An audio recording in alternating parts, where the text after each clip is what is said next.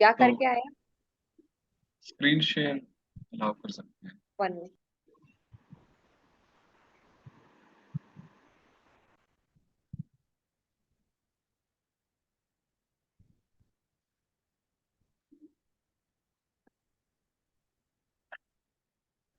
हरे कृष्णा। तो सभी भक्तों का हार्दिक स्वागत है। उम्मीद है अभी आवाज सही आ रही है। आवाज स्पष्ट है। ठीक। तो हमारे प्रभु जी हैं विद्वान गुराम प्रभु जी। आई थिंक वही बोल। ये चौथा क्लेश है, आदि आंतरिक क्लेश। तो आदि दैविक, आदि भौतिक, आध्यात्मिक तो सुना ही है। और कलयुग में आदि आंतरिक क्लेश भी चलता है, टेक्नोलॉजिकल क्लेश। तो जो कि बहुत बड़ा क्लेश है कलयुग। आदि यांत्रिक देश आदि क्लेश है। यंत्र बोलते हैं ना, यंत्र। यांत्रिक, अच्छा तो यांत्रिक उससे क्लेश। यांत्रिक। ठीक है, तो तृतीय श्लोक को हम रिज्यूम करेंगे सभी भक्तों के आशीर्वाद से।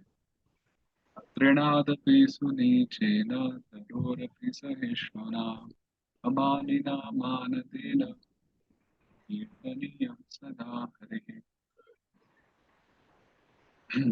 कहीं कहीं पे तरोर अपी होता है और कहीं कहीं पे तरोर इव भी पाया जाता है। तो सेकंड लाइन है ना, तृणादपि सुनीचेन तरोर अपी। तो कहीं पर अपी के स्थान पर इव देखा जाता है। आई थिंक बीबीटी चैतन्य चरितमृत में इव शब्द का प्रयोग है, अपी नहीं है। तो उसमें भी थोड़ा विवाद हो जाता है कभी कभी कि कम से कम पेड़ के समान तो सहनशील बनो, तब उससे ज्यादा बन पाओगे। तो इव मतलब समान, और अपी मतलब उससे भी अधिक। तो हम समान ही नहीं बन पा रहे, तो अधिक की तो बात बहुत दूर की है। तो इसलिए आई थिंक चैतन्य चरितमृत जो बीबीटी से पब्लिश हुआ है उसमें इव है, अंत्यलीला में। तो कुछ लोग इव कहते हैं, कुछ अपी कहते हैं। तो श्रील भक्तिविनोद ठाकुर जी की जो टीका थी वो हमने चर्चा की ही थी अभी। विवृति जो भक्ति सिद्धांत प्रभुपाद जी के द्वारा लिखित है, उस पर हम चर्चा करने का प्रयास करेंगे। जीवानाम स्वरूपतः कृष्ण दासत्वात् इह स्वधाम्नि च नित्य कालम हरि कीर्तनम एवं परमो धर्म। हम सब जो जीव हैं,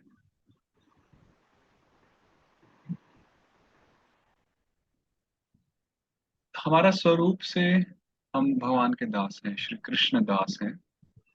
और श्री कृष्ण दास होने के कारण इस जगत में या भगवत धाम में हर स्थान पर, हर समय, नित्य काल हरि कीर्तन ही हमारा परम धर्म है। भक्ति सिद्धांत प्रभुपाद जी लिख रहे हैं, हरि कीर्तन ही हमारा एकमात्र धर्म है। परम शब्द का अर्थ ये भी हो सकता है कि श्रेष्ठ। परम शब्द का अर्थ हो सकता है केवल। तो हमारा केवल और केवल धर्म है हरिनाम, और हमारा सबसे श्रेष्ठ धर्म है हरिनाम। चाहे वो हम इस जगत में हो या हम भगवान के धाम में हो। यह स्वधामनी च नित्य कालम, यह मतलब इस जगत में, स्वधामनी मतलब हमारे खुद के धाम में। देखिए, स्वधाम बोलने से कितना सुंदर रूप, कितना सुंदर बताया जा रहा है। स्वधाम, जिस प्रकार वो हम भगवान का धाम है, भगवत धाम है, वैसे ही वो हमारा भी धाम है। और हम भी लीला करते हैं, अर्थात भगवान की लीलाओं में भाग लेके हम भी लीला ही कर रहे हैं जब हम शुद्ध स्वरूप में स्थित होते हैं।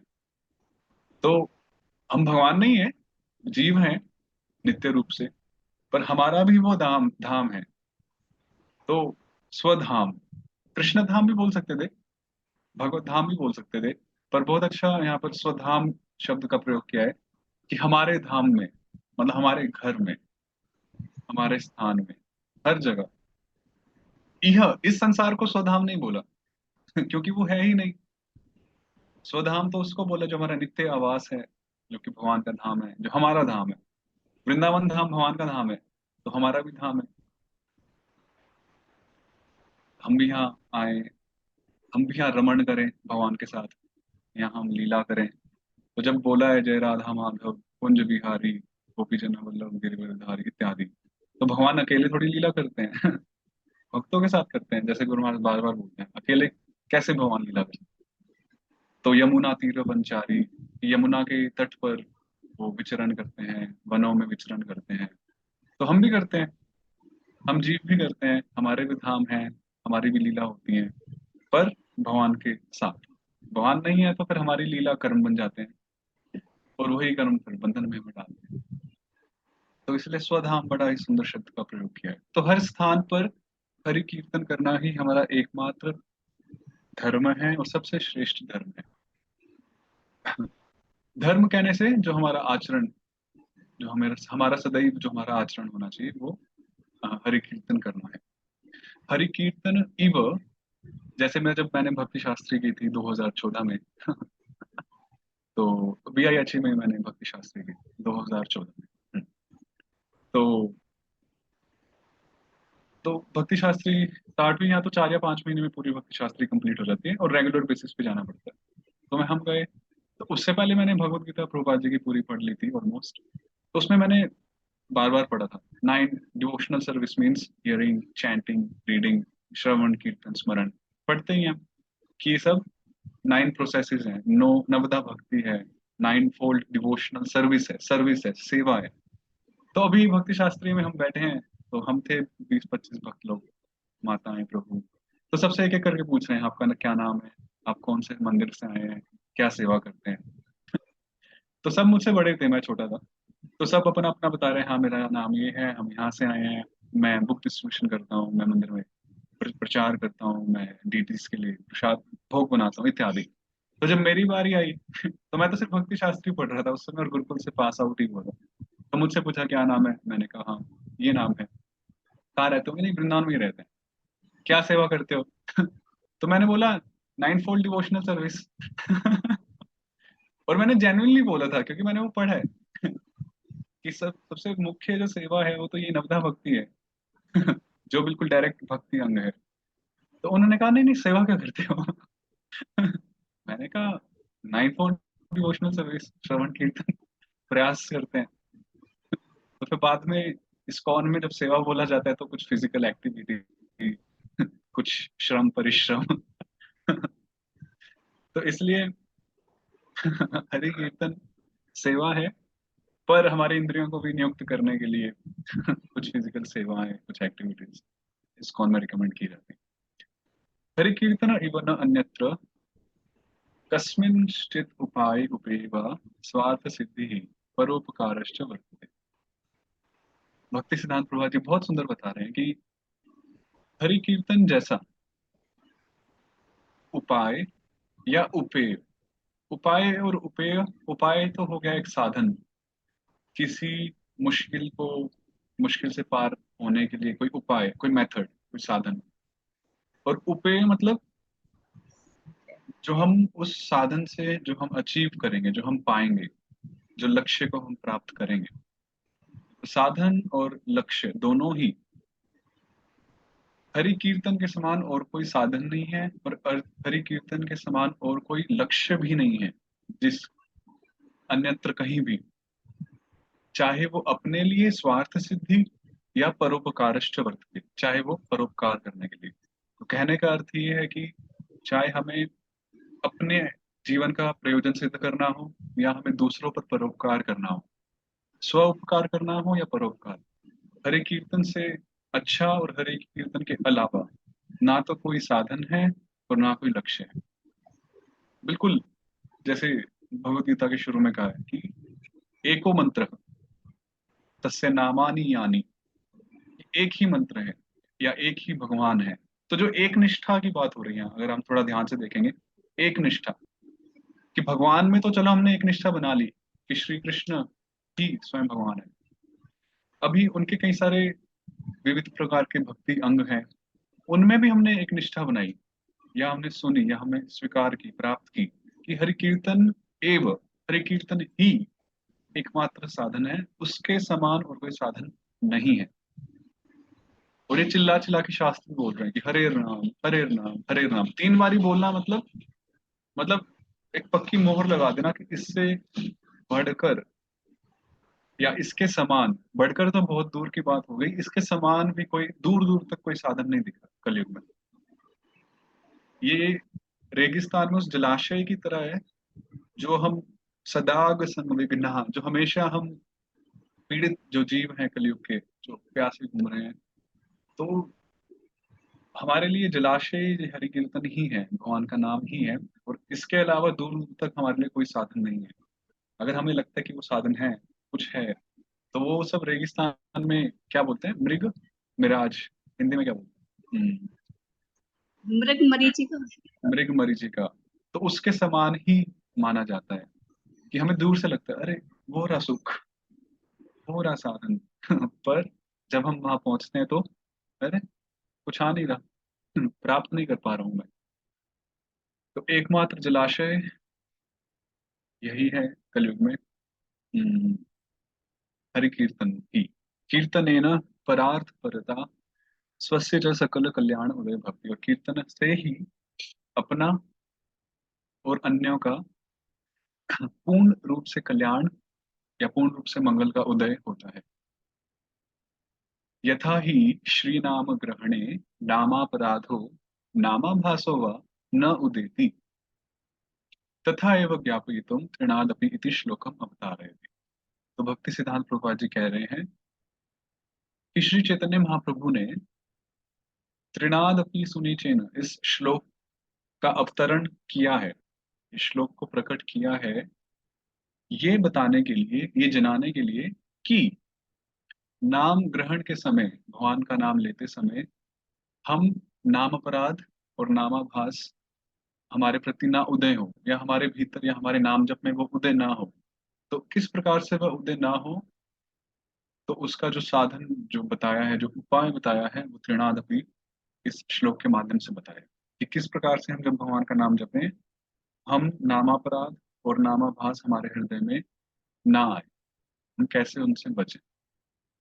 यस्य हि चेतः कृष्णोन्मुक्ता परिहारेण विषय भोग सज्जते समासज्जते, तेन कदापि स्वस्य क्षुद्रत्वं न अनुभवितुं शक्यते। जिसके चित्त में भगवान विराजमान नहीं है, श्री कृष्ण विराजमान नहीं है, जिसका चित्त भगवान से मुड़ा हुआ है, दूर है, बहिर्मुख जिसको बोलते हैं, तो बहिर्मुख होने के कारण माया में उसका मन है, इसमें तो कोई शंका ही नहीं है। क्योंकि तटस्थ है तो मतलब या तो हम जल में रहेंगे या थल में रहेंगे। हम तटस्थ तो हैं, पर हमारी प्रवृत्ति या तो जल में रहने की है या थल में रहने की है। अगर जल में नहीं है तो थल में रहना पड़ेगा, अगर थल में नहीं है तो जल में रहना पड़ेगा। तो उसी प्रकार से अगर भगवान में मन नहीं है, भगवान की ओर हम नहीं मुड़े, तो माया में हम डूबे, विषय भोगों में डूबे, उनमें आसक्त हुए। और जब हम विषय भोग में समासज्जते, आसक्त हो गए, आसक्त पूर्ण रूप से, तब ऐसे जीव को कभी भी अपनी क्षुद्रत्व, अपने छोटेपन का एहसास नहीं हो सकता। ये हमने पिछली बार भी चर्चा की। जब तक विषय भोगों में भोग ऐश्वर्य प्रसक्ता नाम तया अपहृत चेतसाम, आगे इत्यादि, भोग ऐश्वर्य प्रसक्ता नाम तया अपहृत चेतसाम। तो जिन लोगों की बुद्धि, या हम जीवों की बुद्धि भोग में, ऐश्वर्य में आसक्त हैं, तो हमारी बुद्धि हर ली जाती है, अपहृत, अपहरण हो जाता है। अपहृत जो शब्द है वो अपहरण शब्द एक ही है। तो हमारी बुद्धि का अपहरण हो जाता है।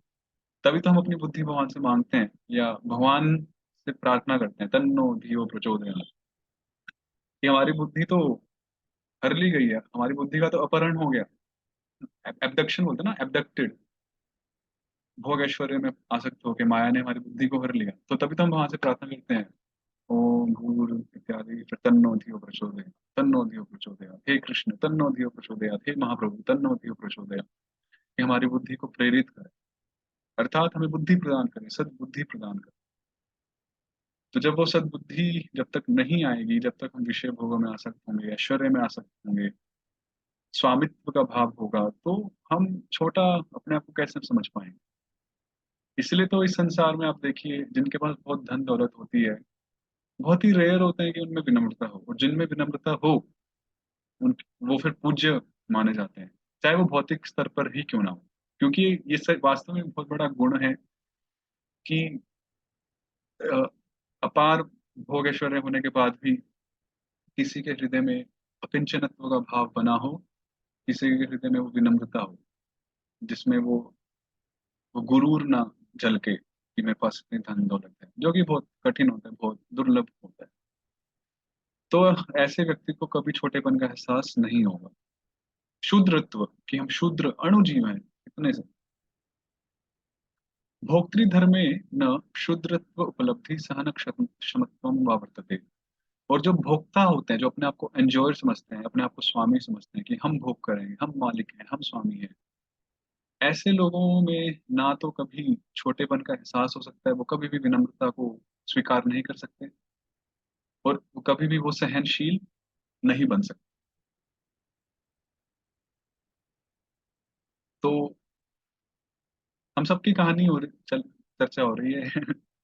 जब हम बोलते हैं वो लोग, वो जीव, तो ऐसा लगता है हाँ किसी थर्ड पर्सन की बात हो रही है ना। First person, second person, third, किसी अन्य की बात हो रही है। ही शी इट, इंग्लिश में बोलते हैं ना, he she it, any name, any object. कि हाँ किसी थर्ड पर्सन की बात हो रही है। अरे हम तो बहुत सही हैं, हम तो काफी शुद्ध हैं, अच्छे हैं, पर हमारी कहानी हाईलाइट हो रही है यहाँ पे। हमारी ही कहानी है कि हम में जब तक भोक्तृ धर्म है, जब तक हम भोक्ता बने रहेंगे, और जब तक हम भोगते रहेंगे, इन अ सेंस, वाचो बेगम, तब तक शुद्ध शुद्रत्व, छोटापन हम अनुभव नहीं कर पाएंगे। तो भक्ति साधन में जब हम साधना करते हैं, तो कई अवस्थाओं में घन तरल अवस्था भी आपने सुना होगा, माधुर्य कादंबनी में अ, वर्णन आता है घन तरला। कभी कभी तो हमारी भक्ति बहुत अच्छी होती है, घनीभूत होती है, टाइट, बिल्कुल सॉलिड, और कभी कभी पानी की तरह तरल हो जाती, पिघल जाती है। वही माता जी चर्चा कर रही थी शुरू में कि कभी कभी तो अच्छी होती है साधना सबकी, सुबह जल्दी उठना, चैंटिंग, और कभी कभी बिल्कुल लूज पड़ जाती है। अरे 2 हफ्ते से तो माता जी क्लास भी नहीं दिख रहे। या कोई 2 हफ्ते से तो भक्ति है, दिख ही नहीं रहे। अब वो भक्त माया में गिर गए, या उनके मन में क्या स्थिति हुई, वो जाने। पर तो अभी यही अवस्था है, कभी घनीभूत हो जाता है, अच्छे से होता है, मन करता है कि बस छोड़ो घर बार, चलो हरिद्वार काइंड ऑफ, कि अच्छे से करेंगे। और कभी कभी मन करता है कि अरे क्या रखा है इन सब चीजों में, घर बार भी तो संभालना है, यही सब थोड़ी है, वगैरह वगैरह। भगवान ने अपनी माया के द्वारा इतनी फैसिलिटीज प्रोवाइड करी हमारे शहर में।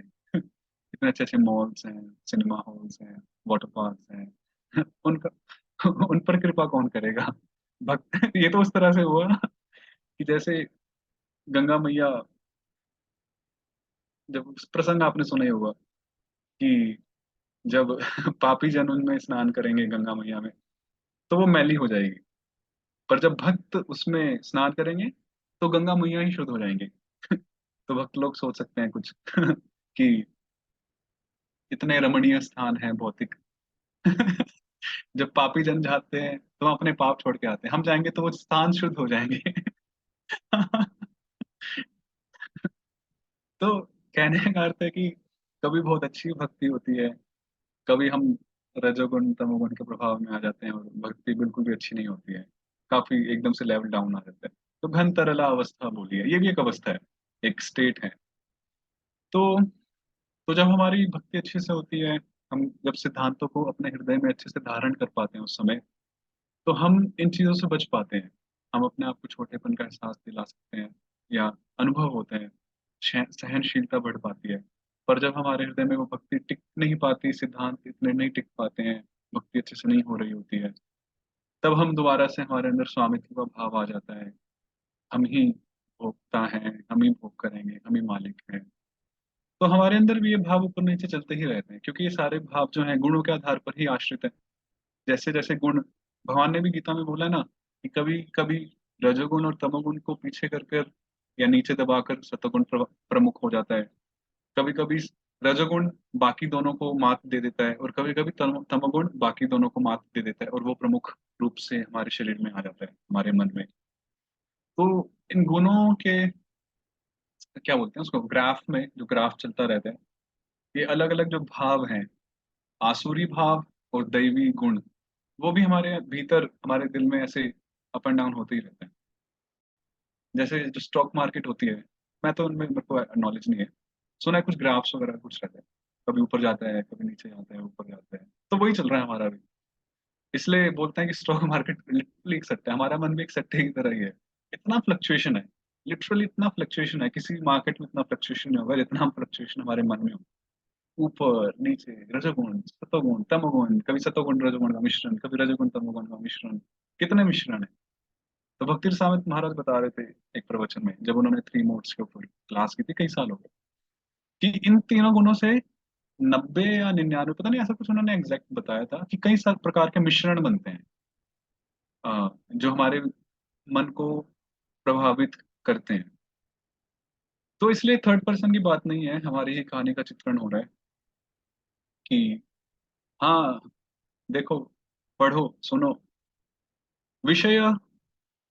तो ऐसे जो लोग होते हैं, भोक्ता कदापि न जडाभिमानम तत्प्रतिष्ठा व त्यक्तुम प्रभवति, और जो भोक्ता अपने आप को समझते हैं, जो भोग करने की लालसा रखते हैं, भोक्ता जो होते हैं, वो कभी भी जड़ विषयों में अपना अभिमान त्याग नहीं सकते, और ना अपनी प्रतिष्ठा को कभी वो त्याग पाते हैं। कभी नहीं, उनको अपना अभिमान, स्वाभिमान जिसको बोलते हैं, और अपनी प्रतिष्ठा, पूजा, फेम, नाम, वो उसको कभी त्याग नहीं पाते। विषय भोग परः कदापि नेतर विषयिणे प्रतिष्ठाम अर्पयितुम इष्ट, और इसके साथ साथ ऐसे जो लोग होते हैं, वो कभी भी दूसरे विषयी लोगों को कभी भी सम्मान नहीं दे सकते। ये बड़ा इंटरेस्टिंग है। अगर मैं विषय भोगों का भोग करता हूं, तो मैं कभी भी अन्य विषयी को मैं कभी भी सम्मान नहीं दे पाऊंगा, जो वो व्यक्ति भी भोग में लगा हुआ है। क्योंकि वास्तव में मेरी मेंटेलिटी ये है, मानसिकता ये है, कि इस ब्रह्मांड में जितने भी विषय पदार्थ हैं, उन सबका भोग मैं कर लूं, तो ये तो मेरा कॉम्पिटिटर हुआ, ये तो मेरा कॉम्पिटिटर है, ये कैसे मुझसे लड़ रहा है, या ये कैसे मेरे साथ खड़ा हो रहा है, तो वो सम्मान नहीं दे पाएगा। इसलिए आप देखिए, जो भौतिक जन होते हैं, वो साधुओं को तो सम्मान दे पाते हैं, क्योंकि उनको पता है कि इन्होंने विषय भोग का त्याग कर दिया, तो इनसे हमारा कंपटीशन नहीं है। बड़े अच्छे से अच्छा, बिल्कुल विषयी भोग विषयी व्यक्ति सम्मान दे देगा साधु को, त्यागियों को दान दक्षिणा सब दे देगा, क्योंकि उसको पता है कि ये मेरा कॉम्पिटिटर नहीं है। पर उसके सामने अगर कोई पक्का विषय आ गया दूसरा, उसके जैसा ही कोई, तो उसको वो सम्मान नहीं दे पाएगा, कठिन, शादी हो जाएगा। ईर्ष्यालु हो जाएगा।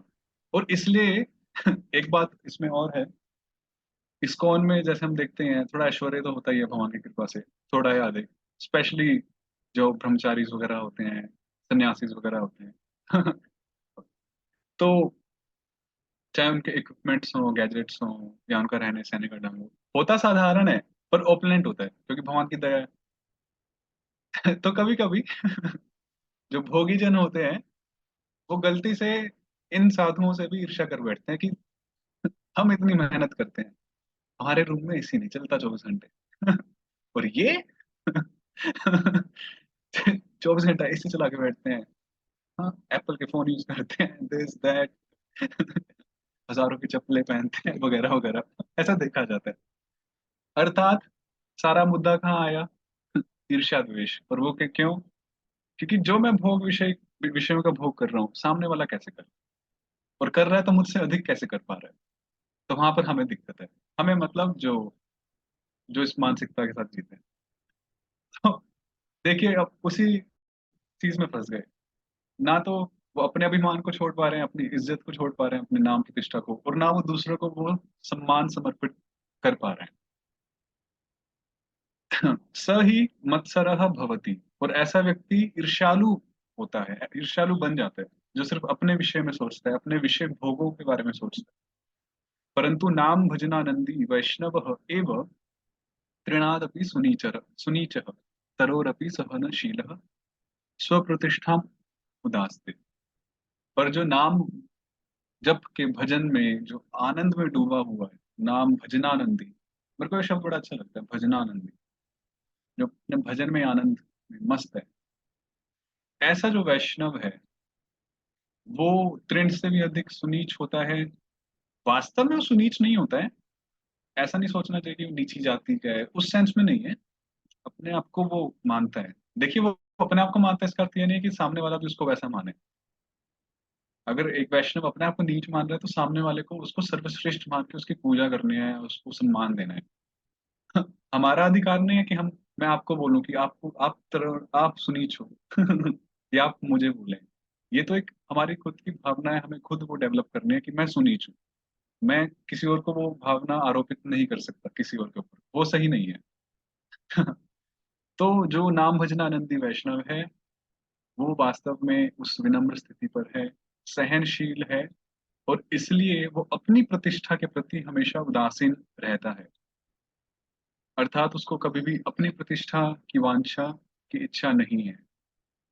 परेशान च प्रतिष्ठार्पणे नियत अभिलाषा भवति, और परंतु अपनी इच्छा नहीं है इसका अर्थ ये भी नहीं कि वो दूसरों को देने का इच्छुक भी नहीं है, नहीं।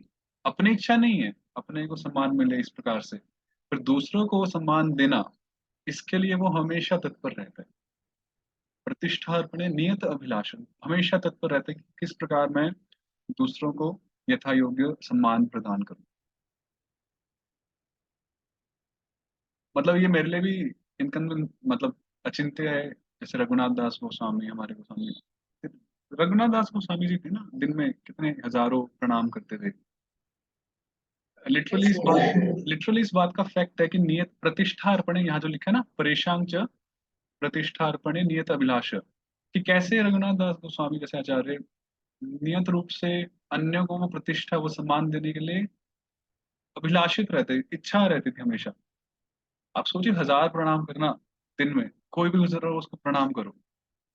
हम तो लाइक हमारा जो चलता है, मंदिर में जैसे दिख गए तो पहले तो मंदिर में कोई भी दिख जाए या घर पे या कहीं भी घूमते फिरते, तो सबसे पहले अगर कोई हमें दिख गया जिससे हमारी ज्यादा बनती नहीं है तो हम मुंह तो वैसे ही मोड़ लेते हैं जो कि फैक्ट है। और अगर कोई है भी, कोई अच्छा है कि हाँ थोड़ी अच्छा है, अच्छे भक्त हैं, अच्छी जान पहचान है, अरे मतलब एक मतलब वैसे एक बात हो गई कि हमारे आचार्य वो मतलब लिटरली दंडवत प्रणाम करते थे, पंचांग प्रणाम करते थे। और हमारा एक बारी मैं नोएडा में ही था शायद से या कहीं, तो कोई भक्त आए तो मैं ऐसे कुछ बोला नहीं, सिर्फ ऐसे स्माइल करके दिल पे हाथ रखे। तो एक मिनट।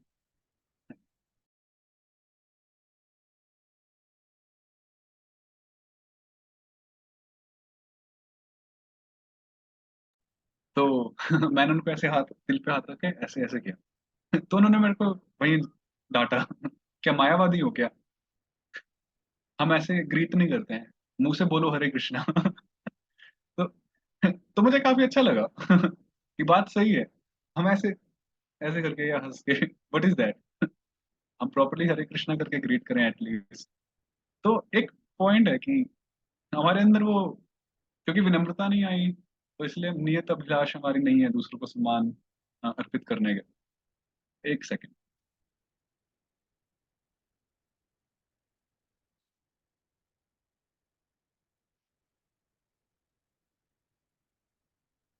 तो इसलिए जो एक भक्त होते हैं, विनम्र भक्त, वो हमेशा दूसरों को विलास, दूसरों को प्रणाम करना, दूसरों को सम्मान देना प्रयास करते हैं। सच इह निरंतरम हरिनाम कीर्तने सामर्थ्यं च भजते, और इसलिए ऐसे जो भक्त होते हैं वो निरंतर रूप से हमेशा हरिनाम का कीर्तन करने में सामर्थ्यवान होते हैं। श्री शुद्ध वैष्णवाश्च स्वेषाम श्री गुरुदेवे तथा अन्येषु च वैष्णवेषु निरंतरम सम्मान ज्ञापिकाम प्रतिष्ठाम आरोपयन्ति, और ऐसे जो शुद्ध भक्त होते हैं वो अपने गुरुदेव तथा अन्य जितने भी भक्त वैष्णव होते हैं उनके प्रति निरंतर निरंतर उनको सम्मान प्रदान करते हैं, निरंतर उनको प्रतिष्ठा प्रदान करते हैं, उनको सम्मान प्रदान करते हैं, आदर भाव उनके प्रति होता है।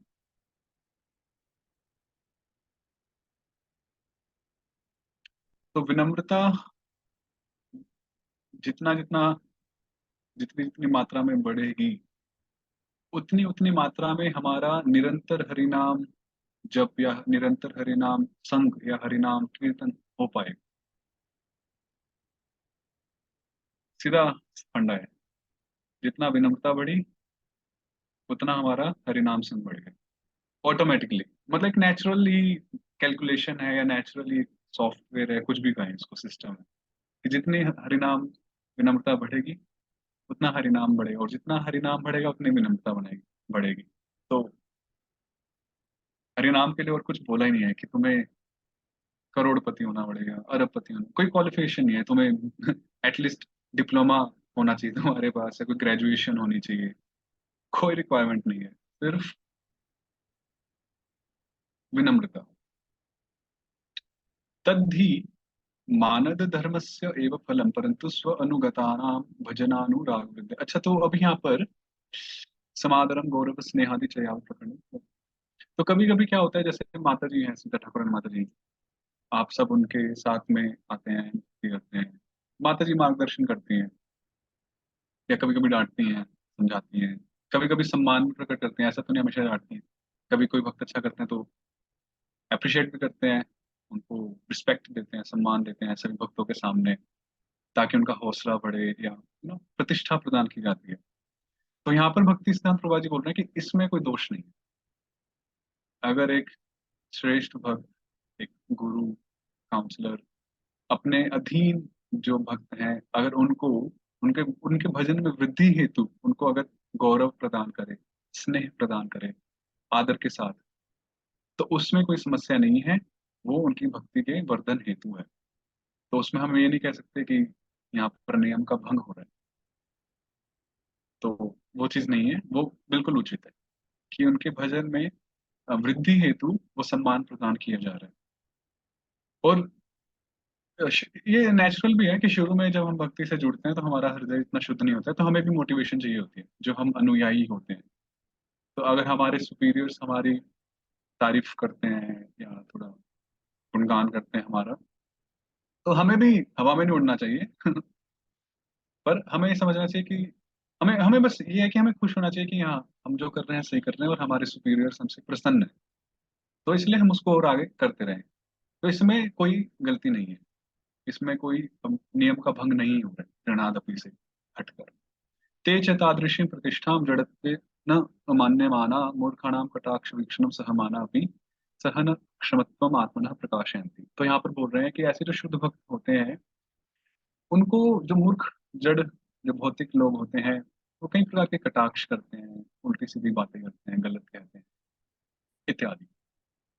पर जो भक्त होते हैं वो, क्योंकि देखिए, अगर हम जैसे भगवद गीता में भी बोला है, जो द्वंद्व है, सुख दुख सर्दी गर्मी, तो उसमें एक द्वंद्व का जो सेट है वो ये भी है कि मान और अपमान। राइट, माना अपमान योग। अगर हम मान से प्रभावित नहीं होंगे, भौतिक मान से जो हमें मिल रहा है, तो हम भौतिक अपमान से भी प्रभावित नहीं होंगे। ये नेचुरल फंडा है। अगर हम सुख में ज्यादा सुखी अनुभव नहीं करेंगे, या हम सम रहेंगे कि नहीं ये सुख है, क्षणिक है, अपने आप को समझा के रखेंगे, ज्यादा हम प्रसन्न नहीं है, तो हम दुख में भी हम उस चीज को हैंडल कर पाएंगे। उसी प्रकार से अगर हम मान जो हमें मिल रहा है उस स्थिति में हम अगर हम सम बने रहे, तो हमने अपनी भगवत भावना को बनाए रखा, तो जब अपमान आएगा तो हम उसमें भी बना कर रखेंगे। परंतु यदि हमने मान के समय, सुख के समय, विजय के समय हम ज्यादा उद्विग्न हुए, ज्यादा प्रसन्न हुए, तो हम जब विपरीत स्थिति होगी तो हम उतने ही दुखी होंगे। तो इसलिए ऐसा भक्त जो भौतिक प्रतिष्ठा, मान, पूजा के लिए उदासीन है, न्यूट्रल है, आए तो आए, नहीं आए तो नहीं आए, कोई दिक्कत नहीं, ऐसे व्यक्ति को जब अपमान भी हिट करता है, कोई अपमान देता भी है, तो वो समझता है कि ये जो प्रतिष्ठा है, पूजा है, ये तो सब जड़ है, ये सब डेड मैटर है, इसका वास्तव में मुझसे कोई लेना देना नहीं है। तो उसको इन चीजों, और इसलिए अपमान भी है, तो अपमान भी जड़ है, इसका मुझसे कोई लेना देना नहीं है। एक्चुअली वास्तव में वैष्णव के लिए अपमान तो ये है कि कोई हमें बोल दे कि तुम कृष्ण के दास नहीं हो। अगर कोई हमें बोले कि तुम कृष्ण के भक्त नहीं हो, या कृष्ण के दास नहीं हो, या तुम अपने गुरुदेव के सच्चे शिष्य नहीं हो, मतलब जैसे होता था ना पहले, क्षत्रियों को का खून उबल जाता था जब उन्हें कोई बोलता था कि तुम अपने शस्त्रों का त्याग कर दो, या तुम कायर हो, तो उनका लिटरली ब्लड जो है वो उबलने लगता था, खून। उसी प्रकार से हमारे लिए भक्तों के लिए हमारा खून तब उबल जाना चाहिए अंदर ही अंदर जब हमें कोई बोल दे कि तुम अपने गुरुदेव को अच्छे से पालन नहीं कर रहे हो, तुम सच्चे शिष्य नहीं हो, सच्चे भक्त नहीं हो, या इस प्रकार से, तब वो हमारा वास्तव में अपमान हुआ कि हाँ। और हमें फिर और होता है ये बहुत सेंसिटिव बातें होती है, पर जब कई कभी कोई गलती से बोल दे लड़ाई झगड़े में भक्त कभी कभी बोल देते हैं। वैसे तो भक्त विनम्रता दिखाते हैं, पर कभी कभी थोड़ी बहुत बातें हो जाती है तो वो शर्माते भी नहीं है ऐसी बातों को डिस्कस करने में। तो, तो उस समय प्रतिकार करने के स्थान पर सोचना चाहिए कि हाँ वास्तव में अपमान हुए हैं, तो प्रतिशोध नहीं लेना है, रिवेंज नहीं लेना है, अपने को इम्प्रूव करना है। तो अन्यथा जो भौतिक मान और अपमान है उसको जड़ समझते हुए जो एक भक्त होते हैं वो इन मूर्खों की का जो कटाक्ष है उनको सीरियसली नहीं लेता है उसको। इसलिए गुरु महाराज हमेशा एक बात बोलते हैं, आप कोई भी समस्या लेके महाराज के पास जाएं, चाहे आप मंदिर में रहने वाले हो, घर पर रहने वाले हो, महाराज कहेंगे मोस्टली मतलब लेट इट गो, इग्नोर करो और आगे बढ़ते रहो। कई बार भक्तों की शिकायत होती है महाराज ना कोई कॉन्क्रीट मतलब आंसर नहीं देते, एक उपाय नहीं देते कि हाँ ये करो ये मत करो। महाराज का हमेशा एक उदासीन या एक एक वैसा आंसर रहता है ऑलमोस्ट ज्यादातर, जो जहां तक मैंने अनुभव किया, कि जो आपके साथ घटनाएं घट रही हैं जिनको जिनको लेके हम परेशान हो जाते हैं बहुत, चाहे कोई भी हो, तो महाराज कहते हैं कि लेट इट गो, आप आगे बढ़ो, उसको इग्नोर करो। क्योंकि उनको पता है अभी गर्मी चल रही है तो कुछ महीनों में सर्दी आने वाली है। तो आज ये भक्त बड़ा दुखी हो के आ रहा है, कल कल यही हंसता कूदता आएगा कि महाराज महाराज।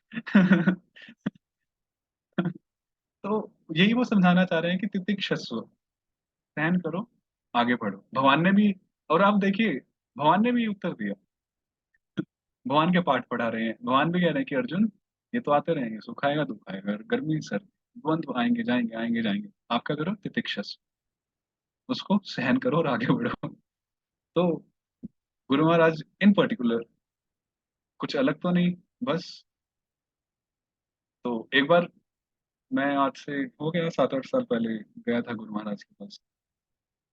तो प्रश्न किया कि महाराज हम अपने जीवन में डिसीजंस कैसे लें, निर्णय, भी जीवन में कई समय ऐसे होते हैं जहां हमें डिसीजंस लेने होते हैं, निर्णय तो किस आधार पर लें। तो मुझे पर्सनली बहुत कठिनाई होती है निर्णय लेने में, क्या करना है क्या नहीं करना है। महाराज ने सिंपल एक बोला कि श्री चैतन्य महाप्रभुर्मतमिदम तत्रादुरो न परम, कि आप महाप्रभु के मत के हिसाब से निर्णय लो जब भी लेना हो। तो आज तक मुझे वो बात समझ नहीं आई थी प्रॉपरली, और उस समय मैं सोच रहा था क्या, मुझे लगा कुछ प्रैक्टिकल बात करेंगे। तो लिटरली मुझे समझ नहीं आई। तो मैं सही बता रहा हूँ, जब से हम शिक्षा शास्त्र की क्लास शुरू किया तो उसके लगभग उसी समय के आसपास मुझे वो बात दोबारा हिट हुई कि महाराज ने क्या बोलना चाहा था। तो महाप्रभु की जो सर्वश्रेष्ठ शिक्षा है वो शिक्षाष्टकम है, और उसमें भी जो त्रिनादपि सुनीचे न जो श्लोक है, कि तो मुझे जो कुछ समझ आया, उस जो महाराज ने आदेश दिया है समझाया था कि जो भी निर्णय हो जो भी डिसीजन हो वो त्रिनादपि होकर लो, उस स्थिति में स्थित होकर लो। ऐसा मुझे समझ आया, जो बाकी और भी वो समझ आती रहेंगी वो शिक्षाएं, कि उस स्थिति में स्थित होकर निर्णय लो जो भी लेना हो। ऐसा मुझे समझ में आया। तो सहनशीलता, पर यह है कि जब हम साधक होते हैं, जब हमारे रजोगुण और तमोगुण जब ज्यादा होते हैं, सत्वगुण कम होता है, भक्ति कम हो रही होती है, उस समय हमें बहुत कठिनाई होती है, हर एक साधक को, हर एक भक्त को। वो काफी डिफिकल्ट फेज होते हैं, तो उस समय अपने आप को बचा के रखना, जो कि सत्संग से ही बच पाते हैं, क्योंकि सत्संग में ही हमें पावर मिलती है। दूसरों की जो जो पॉजिटिव एनर्जी होती है, जो वाइब्स होती हैं, वो हमें मिलती हैं, उससे हमारी नेगेटिविटी दूर हो जाती है। खुद में लड़ाई करने की क्षमता नहीं रह पाती फिर उसमें, फिर वहीं से हम ऊपर उठ जाते हैं, ऐसे हमारा लेवल एकदम से बूस्ट हो जाता है। तो नाम उच्चारणशील शुद्ध भक्त ही स्वात्मानम प्राकृत राज्य निखिल प्राणी प्रदान। तो तो जो नाम उच्चारण जो करते हैं, जो भक्त होते हैं, नाम जप करते हैं, वो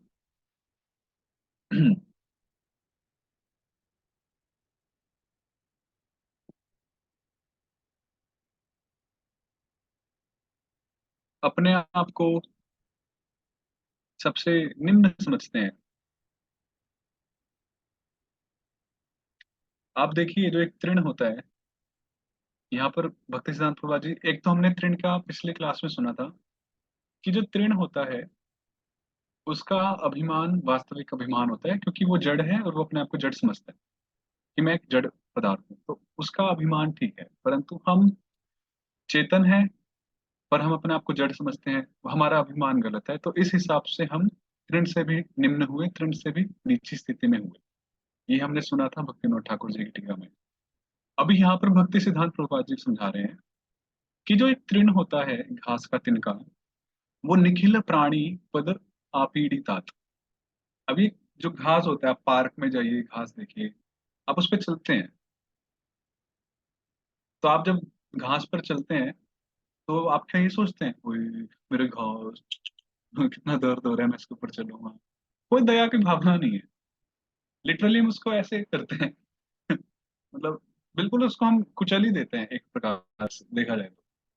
वो तृण भी कभी हम देखता हूँ, घास भी ऐसे टेढ़ी मेढ़ी सी हो जाती है, ऐसे फोल्ड हो जाती है या वट, तो कोई दया की भावना नहीं दिखाते हम।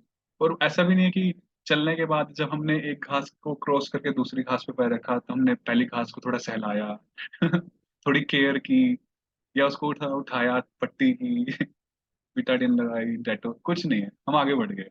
बेचारी घास फिर दोबारा ऐसे मुरझाती मुरझाती से फिर धीरे धीरे उठ जाती है। फिर वो सोचते हैं कि हमारा तो रोज का ही है। कहने का अर्थ है कि जो एक तृण होता है उसके प्रति कोई दया की भावना शो नहीं करता है, कोई केयर नहीं है। उसको सभी प्राणी, सभी जो लोग होते हैं, वो लोग क्या, कुत्ते जानवर जो भी आता जाता है सब उसको दबा के चले जाते हैं, कुचल के चले जाते हैं। उससे ज्यादा अपने आप को नीच समझना, अर्थात समझ रहे हैं, महाप्रभु ने तो भगवान के लिए बोला कि आश्लिष्य व पादरताम पिनष्टुमाम, कोई हमें, कि कृष्ण मुझे मारे, कुचले, कुछ भी हो, आप रहोगे मेरे प्राणनाथी। ये वाली भावना एक वैष्णव के अंदर सभी जीवों के लिए होते हैं कि कोई भी जीव मेरे साथ कैसा भी व्यवहार करे, गले लगाए, आश्लिष सेवा, पादरताम पिनष्टु, पैरों के नीचे मेरी चटनी बना दे, पीस दे मुझे, किसी भी स्थिति में आप मेरे पूज्य हैं। ये स्थिति हमारे मन में किसी के लिए भी ये स्थिति रहे, हर ऐसी स्थिति में भी जब वो वही व्यक्ति हमें कुचल रहा हो, और वो कुचलने के बाद केयर भी ना करे। देखिए, कुचलने के बाद अगर कोई केयर कर दे फिर भी थोड़ा हमारे मन में रहता है कि हाँ चलो, कम से कम मारा है तो प्यार भी तो जताया है। पर वो मारा है और प्यार नहीं जताया है, और उसके बाद भी वो भावना बना के रखना कि नहीं, आप मेरे पूज्य हैं, आपका सम्मान करना मेरा धर्म है, वो काफी कठिन है। और वही स्थिति में हमें आना है, तभी तो तृणादपि सुनीचे ना होगा। और ऐसा ही ये जो गुण आप वर्णन कर रहे हैं, ये आप गुरु महाराज में बहुत आराम से देख सकते हैं। जैसे जब हम नोएडा में हैं, बहुत शुरू शुरू में ज्वाइन किए थे, तो हम देखते थे कि किस तरह से गुरु महाराज को गुरु महाराज भी नहीं समझा जाता था। हम्म गुरु महाराज को रिग्रेट नहीं करते थे, सहन करते थे। आज तक हम लोग ने कभी भी गुरु महाराज को ये नहीं सुना कि तुमने मेरे साथ ऐसा व्यवहार किया था। या किसी से शिकायत भी नहीं करते हो, मैंने कभी नहीं सुना कि वो किसी अन्य से अपना दुखड़ा रोते हैं। ये हम्म क्वालिटी बहुत अमेजिंग लगती थी। अभी आप ये जो बता रहे हैं तो मैं याद कर रही थी वो सारी चीजें, कि गलती नहीं होने पर भी उनको गलत गलत ठहराना, है ना, उनके ऊपर एलिगेशंस लगाना, हम्म और उस व्यक्ति के प्रति भी दुर्भाव ना होना, ये भी नहीं कि हाँ वो व्यक्ति कभी अपनी एलिगेशन वापस ले लेगा। हम्म ये बहुत ऊंचे विचार है, ये परिलक्षित नहीं होते व्यवहार में। हम्म कुछ ऐसे क्षण मुझे ऐसे याद आ रही थी, मैं उसको शेयर कर रही थी। अगर हम लोगों के साथ ऐसा होता है तो हम लोग तो सोच भी नहीं पाते, एटलीस्ट मान लीजिए सहन भी करते हैं तो हम किसी न किसी से कहते जरूर है। हम्म ये भाव बहुत, मतलब व्यवहार में परिलक्षित होने वाला बहुत मुश्किल है। ऐसे वैष्णव हमारे सामने हैं, हम देख सकते हैं, हम्म। हमारा भाग्य। तो ऐसे भाव के साथ जो व्यक्ति होते हैं, जो भक्त होते हैं, जो तृण से भी निम्न अपने आप को समझते हैं और वैसा वो आचरण करते हैं। समझ अभी हमने सुन लिया तो शायद से समझ आ गया, पर शायद से हमारा आचरण वैसा ना बन पाए फिलहाल अभी, या काफी समय तक, जब तक हम उस अवस्था तक ना पहुंचे। पर जो ऐसा आचरण अभी से जिनका सेकंड नेचर बन गया हो कि ऐसे हम हैं अपने आप को, तो वो अपने को स्वयं को इस संपूर्ण जगत का शिष्य समझते हैं। सर्वतोहीनम, अपने आप को सबसे हीन समझते हैं सबसे पहले। और जगताम शिष्यम च विजानाति, और अपने आप को इस जगत का शिष्य समझते हैं। शिष्य क्यों समझते हैं? क्योंकि सबको अपने से श्रेष्ठ समझते हैं, और श्रेष्ठ समझते हैं तो अर्थात श्रेष्ठ है तो सबसे सीखने लायक, कि मैं सबसे कुछ सीखूं। तो इस प्रकार से अपने को स्वयं को सबका शिष्य समझते हैं कि नहीं, मैं सबसे छोटा हूँ और सबसे मुझे कुछ ना कुछ सीखना है, क्योंकि मैं सबसे निम्न हूँ, मुझ में ही सबसे ज्यादा अवगुण है, बाकी सब मुझसे श्रेष्ठ हैं, तो मैं सबसे सीखूं। इस प्रकार का भाव रखते हुए वो अपने आप को सबका शिष्य समझते हैं, और अपने आप को कभी भी वो वैष्णव और गुरु के रूप में कभी नहीं देख सकते। एक जो भक्त होते हैं कि मैं वैष्णव, मैं गुरु हूँ, ये भावना तो आ ही नहीं सकती। एक इंसिडेंट मैं शेयर कर, हम्म। जैसे कि एक आप हम सब जानते हैं शिल प्रभुपाद ने गुरु महाराज को उपाधि दी तुकाराम। हम्म। तुकाराम की उपाधि गुरु महाराज रघुनाथ महाराज को मिली हुई। लेकिन आप महाराज की बुक कुबेर वैकुंठ को देखिए, जो उन्होंने लिखी है, उसमें उन्होंने शिल प्रभुपाद और तुकाराम को एक साथ रखा है। उन्होंने अपने आप को वहां पे नहीं रखा। हम्म। जो आप ये भाव कह रहे हैं, उनके अंदर शिष्य, मतलब जैसे हम लोग को दिखाई देता है कि आज महाराज की व्यास पूजा है, सब चरण प्रक्षालन कर रहे हैं और ये कर रहे हैं, वो कर रहे हैं। लेकिन आप महाराज के भावों को देखिए कि हालांकि उन्होंने कहा, उनके गुरु ने भी उनको कहा कि तुम तुकाराम हो, सारे लोग भी उनको तुकाराम ये कंपेयर करते हैं, लेकिन गुरु महाराज ने लोग प्रभुपाद की जो पिक्चर है और तुकाराम की जो पिक्चर है, भूवर वैकुंठ में एक एक स्तर पर रखी। हम्म। तो अपने आप को स्वीकार नहीं, अंडरस्टूड? जो ये बोल रहे हैं शिष्य, वो जो जी। चीज रिसीव भी करते हैं एज अ शिष्य के भाव से वो रिसीव। Thank you. तो यहाँ पर ये बस पूर्ण होने ही वाले हैं। हाँ, ठीक है। तो आगे बता रहे हैं कि किस प्रकार ऐसा जो भक्त होते हैं वो जानते हैं कि हर एक जीव, प्रतिजीव या हर एक परमाणु, सब कृष्ण अधिष्ठान है, सब में भगवान का वास है। तो ऐसा समझते हुए वो किसी भी जीव को या किसी भी परमाणु को अपने से शुद्ध नहीं समझते। क्यों नहीं समझते? क्योंकि वो जानते हैं कि हर जीव, हर परमाणु में भगवान वास करते हैं, इसलिए वो सबको अपने से श्रेष्ठ समझते हैं। इसलिए वो किसी से कुछ नहीं मांगते। कुतोपि न प्रार्थयति किंचित, कुछ अपने लिए नहीं मांगते किसी से। या या फिर अ, या फिर जिघांसन्तम अपि क्षमते, या उनके प्रति कोई हिंसा भी करे तो उसको बस क्षमा कर देते हैं। देखिए, अगर कोई अपने आप को छोटा समझेगा और कोई, मान लीजिए कोई ऐसा व्यक्ति उनके प्रति अपराध कर रहा है जिसको वो बड़ा मानते हैं, सही में बड़ा मानते हैं दिल से, तो वो उनकी गलती को सीरियसली नहीं लेगा। हाँ ठीक है, कोई बात नहीं, होता है ना ऐसे, क्योंकि अब उसने अपने आप को सही में शूद्र समझा है उस व्यक्ति के सामने। तो इसलिए जिघांसम अपनी क्षमते, अगर कोई उनके प्रति गलत व्यवहार करते हैं, हिंसा करते हैं, तो उसको सहन कर लेते हैं, कोई दिक्कत नहीं, क्षमा कर देते हैं।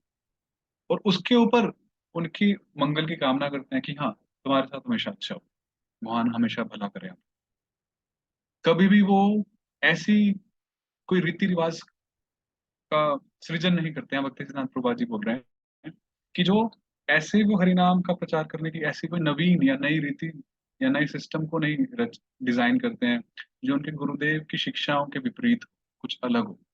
ये भी देखिए विनम्रता के भाग में ही आया है कि कदापि न गुरुदेवतः समागताम रीतिम, कि गुरुदेव से आई जो रीति है उसको त्यागते हुए कि वो कोई नए मतों के साथ, कोई नए वाद के साथ प्रचार की इच्छा करते हुए हरिनाम का प्रचार कर रहे हैं, ऐसा वो कभी भी ऐसा कुछ नहीं करते। हमेशा जो गुरु, ये भी विनम्रता का ही भाग है। इसलिए परंपरा से जुड़ना और जो हमने सुना, जो पढ़ा, वही बोलना, ये भी विनम्रता हमारे दर्शाता है, कुछ नया कुछ नहीं। श्री गुरुदेव अनुगत्या श्री नाम महात्मा। तो इस प्रकार से वो हमेशा अपने गुरुदेव की अनुगत्य में रहते हुए नाम महात्म्य, उनका कीर्तन आदि का प्रचार सुनते हैं, ग्रंथ की रचना होती है। तो ये सब सुनीचता दर्शाता है, और उससे एक वैष्णव की सुनीचता पे कोई आघात नहीं पहुंचता है। वो बल्कि उसका एक अलंकार ही है कि एक वैष्णव अपने गुरुदेव के पद चिन्हों पर चल रहे हैं, उन शुद्ध वैष्णवों के पद चिन्हों पर चल रहे हैं। जैसा उन्होंने समझाया, जैसा उन्होंने दिया, हम वैसा ही प्राप्त कर रहे हैं, वैसा ही हम अपने जीवन में उतार रहे हैं। कापट्येन लोकवंचनार्थम आत्मनः सारल्य अभावात् कपट दैन्य वचनम तादृक् व्यवहारश्च न सुनीचता प्रकटकरम भवति। तो यहाँ पर बोल रहे हैं, परंतु कपटता के उद्देश्य से यदि कोई व्यक्ति धोखा हेतु अपने में सरलता के अभाववश दैन्यपूर्ण उक्ति आदि का कपट करता है, तब उसका वह व्यवहार उसकी सुनिश्चितता का परिचायक नहीं होता है। तो बहुत अच्छी बात है कि कभी कभी अंदर विनम्रता नहीं है, अंदर वो भाव नहीं है, परंतु धोखा देने की वृत्ति से, दूसरे को ठगने की वृत्ति से या धोखा देने की वृत्ति से कपट हमारे हृदय में हो, और हम वैसा दिखाएं कि हम नीच हैं, हम दीन हैं, हम हीन हैं, तो वो वास्तविक में सुनीचता को प्रकट नहीं करता है, वो तृणादपि सुनीच नहीं है। क्योंकि वही बात हुई ना, एक जो कथा भी आती है कि कुत्ते को आप शेर बना के बिठा भी दो सिंहासन पर, पर जैसे ही हड्डी फेंकी जाएगी तो वो उस पर आक्रमण करेगा, उस पर कूदेगा ही। तो भले ही हम कितना भी कर लें, पर जब वो प्रोवोकिंग सिचुएशंस, जैसा राधानाथ महाराज बोलते हैं, जब वो प्रोवोकिंग सिचुएशंस आएंगी, उत्तेजना पूर्ण स्थितियां जो हमें उत्तेजित करेंगे, तो अगर हम सही में शेर हैं तो हम बच जाएंगे। और अगर हम शेर नहीं हैं, अगर हम उस कुकुर की तरह हैं, कुत्ता बोलने में थोड़ा अजीब लगता है, तो हम उस हड्डी पर हम आक्रमण करेंगे, हम उस स्थिति में उत्तेजित हो जाएंगे, फिर हमारा जो असली विश्व रूप है विराट रूप दिख जाएगा। तो तो वो गलत है, उसको सुनीच नहीं कहेंगे।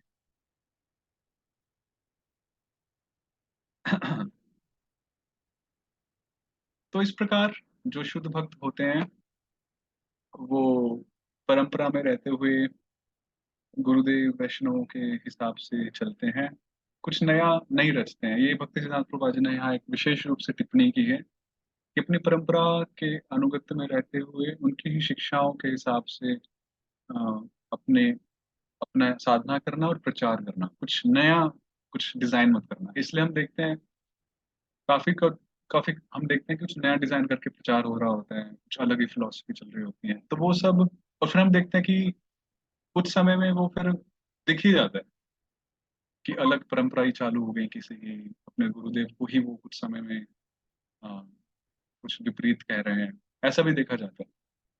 तो वो सब सुनीचता के अंदर नहीं आते हैं, वो सब सही नहीं है। सत्कथा श्रवण परिहारेण अर्थ प्रतिष्ठा लाभार्थम इंद्रिय तर्पण लिप्सया स्वस्वरूप विस्मृत वैष्णवस्य गुरुपदाभिलाषण वा वदनेन श्री हरिनाम कीर्तनम भवितुमर्हति। तो यहाँ पर बोल रहे हैं कि अगर हम सत्संग, कथा, श्रवण इत्यादि को छोड़कर अपनी प्रतिष्ठा, पूजा, लाभ, इंद्रिय तृप्ति, इन सब में अगर हम फंसे रहेंगे, उनकी इच्छा रहेगी, तो हम अपना स्वरूप भूल जाएंगे, स्वस्वरूप विस्मृति। और ऐसी स्थिति में हम अपने गुरु या वैष्णव, उनके मुख से हम कभी भी हम हरिनाम को ग्रहण नहीं कर पाएंगे। क्योंकि एक भगवद गीता में एक श्लोक तात्पर्य में प्रभुपाद जी ने लिखा है किसी, कि अगर कोई व्यक्ति बिल्कुल दृढ़ है कि मुझे इंद्रिय तृप्ति करनी ही है, तो उस व्यक्ति को कोई भी नहीं खींच सकता। उसमें मतलब इस उसमें जो भावार्थ है वो ये लिखा है कि उसको कितने भी उपदेश दो वो समझेगा नहीं, चाहे उनके श्रेष्ठ हो, गुरु तक भी हो, वो काफी कठिन हो जाता है, क्योंकि वो गोदास बन के जी रहा है, तो उसका अपने पर नियंत्रण ही नहीं है, उसकी इंद्रियां उस पर हावी हैं, उसकी इच्छाएं उस पर हावी हैं। तादृक कीर्तने श्रद्धालु शिष्य भी हरिनाम श्रवणे न अधिकारम भजते। तो उस प्रकार के कीर्तन में, तो ऐसी अवस्था में हमारा जो अधिकार नहीं हो पाता है अ, हरिनाम को जपने में, हरिनाम को श्रवण करने में, कीर्तन करने में। तो इसलिए सर्वश्रेष्ठ यही है कि हम जो हमने सुना पढ़ा उन उन फीलिंग्स को, उन सिद्धांतों को हम आचरण में लाएं और हम आगे बढ़ें। हम तो जल्दी से इसको कंप्लीट कर लेते हैं कीर्तन पद। श्री कृष्ण कीर्तन यदि मानस तो आहार, परम जतन तहि लभ अधिकार। त्रिनाद हीन दीन अकिंचन छार, आपने मानव सदा छाड़ी अहंकार। वृक्ष क्षमा गुण पर विषाधन, प्रतिहिंसा तजी कर भी पालन। जीवन निर्वाहे आने उद्वेग ना दिवे, पर उपकार निज सुख पाश लेवे। खैलयो सर्वगुणे गुणी महाशय, प्रतिष्ठा छाड़ी पर अमानी हृदय। तो कृष्ण कीर्तन यदि आप हम करना चाहते हैं मानस त्योहार परम जतन, तो बहुत प्रयास करो और उस अधिकार को प्राप्त करो, है ना, कि हम उस कृष्ण कीर्तन को कर पाए। और वो अधिकार कैसे प्राप्त होगा? कि अपने आप को तृण से अधिक हीन दीन समझो, मानो अकिंचन समझो अपने आप को, कि हमारा कुछ नहीं है। जैसा कि भक्तिविनोद ठाकुर ने शुरू में कहा कि हमारे इन जड़ विषयों से कोई मतलब नहीं है, कोई कोई सरोकार नहीं है। ये तो बस हम हमें जीना है, तो जितना आवश्यकता है उतना हम प्रयोग कर रहे हैं। आपने मानवी सदा छाड़ी अहंकार, और इस प्रकार अहंकार को छोड़ो। वृक्ष के समान बनो, क्षमावान बनो, ऐसा साधन करो। और प्रतिहिंसा त्याजी, और हिंसा का त्याग करो। और दूसरों का पालन करो, दूसरों की रक्षा करो, जैसे वृक्ष करता है।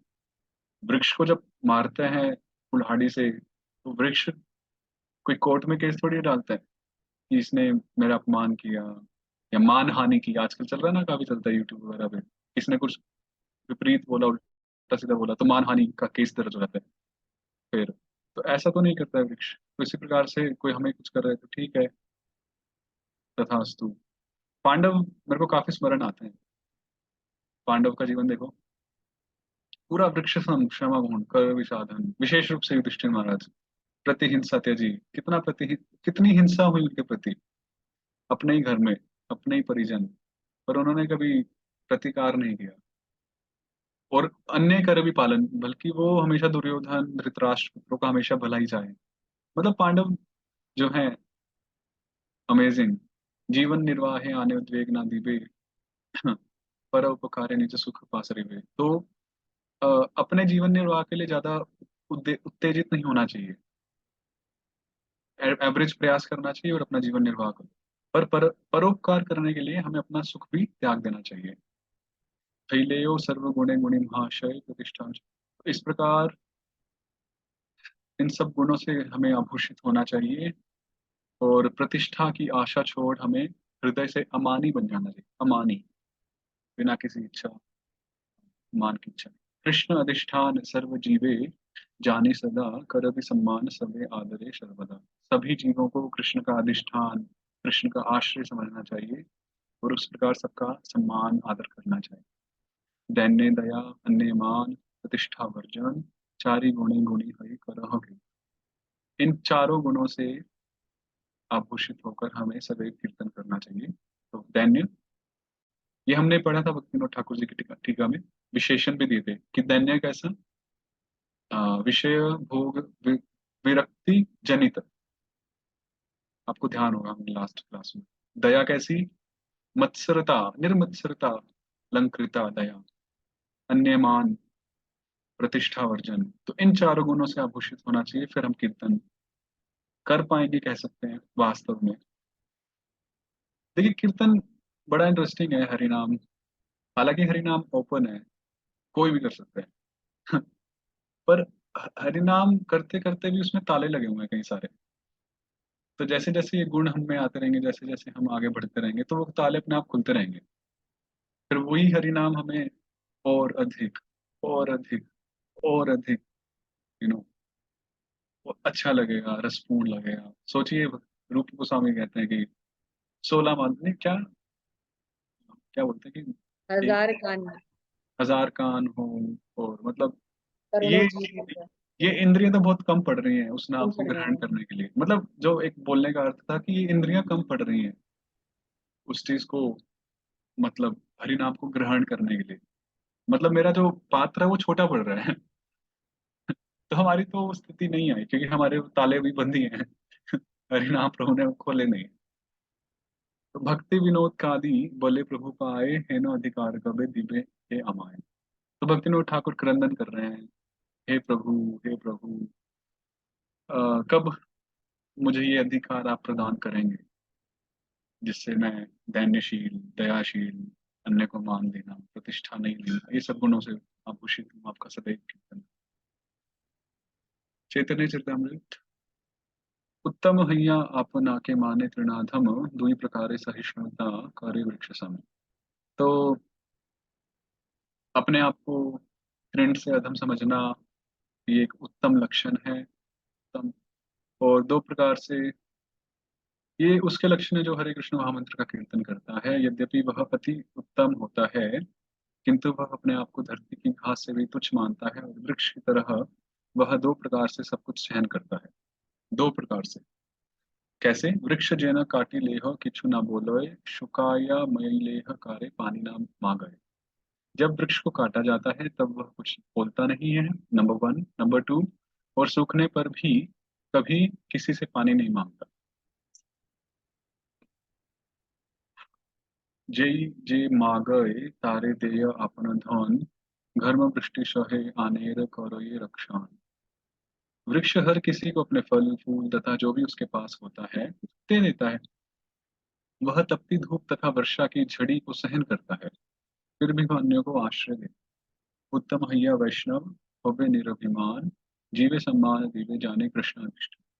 यद्यपि वैष्णव अत्युच्च व्यक्ति होता है, तो भी वह निरभिमानी होता है और हरेक को कृष्ण का रहने का स्थान समझकर उसका आदर करता है। एई मत भैया जय कृष्ण नाम लय, श्री कृष्ण चरणे तार प्रेम उपज। यदि कोई इस तरह से कृष्ण के पवित्र नाम का कीर्तन करता है, तो वह निश्चय ही कृष्ण के चरण कमलों के प्रति अपना सुप्त प्रेम जागृत कर लेगा। हरे कृष्णा कृष्ण कृष्ण हरे हरे राम, हरे राम राम। तो थोड़ा उदास फील हो रहा है मुझे पर्सनली।